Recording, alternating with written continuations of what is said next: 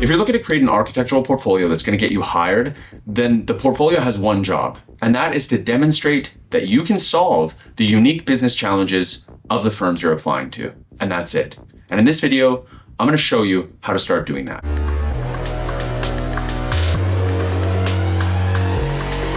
My name is Eric. I've been a recruiter for almost a decade, and a lot of that time has been spent within architecture and interior design. I've reviewed thousands of portfolios, had hundreds of hours of brutally honest feedback from partners. And in this, the second video of my architectural portfolio series, we're going to dive into how to actually create a portfolio that's going to get you interviews. In the first video, I think is very important is getting inside the mindset of the partner. So if you haven't watched that, this might not make as much sense. I think you're going to get a lot more out of this video if you've watched the first video. Also, stick around and I'm going to give you my insights into PDF versus website. And the first most important thing is tailoring. It means a lot of work. I know every time I say it, candidates are like, oh, really? I got to rebuild my portfolio for each place. Yes. It's so much work. Well, yeah, it's work. That's what you're literally doing. You're going to work. That's the point. It would be as though you go to a firm and then you say, oh, there's a net zero daycare that I saw that we should do a proposal for. It's really exciting. And the guy's like, yeah, or girl, woman is like, yeah, that's amazing. You should definitely go after that. And you say, okay, I'm gonna go work on the RFP and really tailor it for this net zero daycare thing. And they're like, oh, no, don't do that. Just submit it, that Walmart proposal that we did, just submit that one. And you're like, what? What do you mean, Walmart for net zero daycare? There's no, what do you mean? Like, oh yeah, just submit it. You're like, but we won't get it. And you're like, yeah, well, you never know. It's like, well, no, I know that we won't get it. It's a Walmart. And you're gonna say, yeah, but it's too much work. You'd never hear that, right? No, you have to be tactical. You have to be strategic. So tailor, right? If they do hospitals and you've done hospitals, boy, oh boy, the first page should be hospitals, right? It should not be then your first page is Walmart, hospital, because they might not get to that hospital page, right? They're going to say Walmart. Oh my goodness, does this guy know we do hospitals?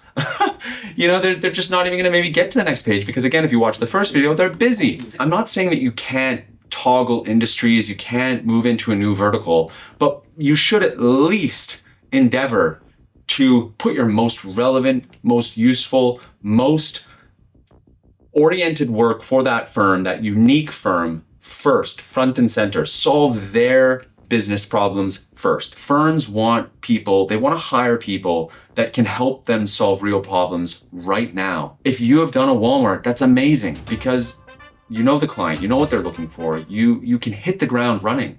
And if I'm gonna pay you $100 and whatever thousand dollars or $80 or $100,000, I wanna know that you can do the work, right? Just like I'm not gonna hire some random person off the street who's not an architect or a technologist.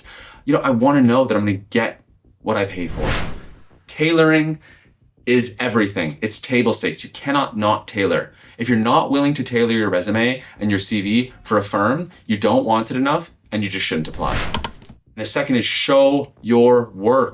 The architectural portfolio is made to show what you do, right? I don't want to see a bunch of pretty renderings. They don't want to see a bunch of pretty renderings that you didn't do unless you want to get a job as a renderer. Maybe one rendering to situate, but then get on with it. If you're a technologist, show the details. Get in there. If you're a designer, show your hand sketches. If you are a project manager, show your MS project template. I don't know, but show your work, right? So many portfolios just kind of vaguely throw out a bunch of work that there's no way they could have done at all, right? I'd rather see exactly what you've done. Because why? The moment I see a portfolio that I don't know what they've done, it's exhausting. Because what do I have to do? Now I have to go and clarify. I have to go and call them. Did you do this, do that? Or I have to bring them in for an interview. Can you tell me about what you did in your portfolio? Did you do this? Did you do that? It's exhausting. And so what do I do instead? I go to the next one because I don't have time. I don't have energy to try and do all this extra work when it's on you to show me what you've done. And the third thing, write effectively around what you've done, right? A lot of candidates, what they do is they give a summary of the project. This is 400-bed hospitals on a 600-acre campus, and they're gonna do whatever, blah, blah, blah, and the sun comes in this way, and we do all these things. And they're not looking to buy the hospital. They're looking for people to hire.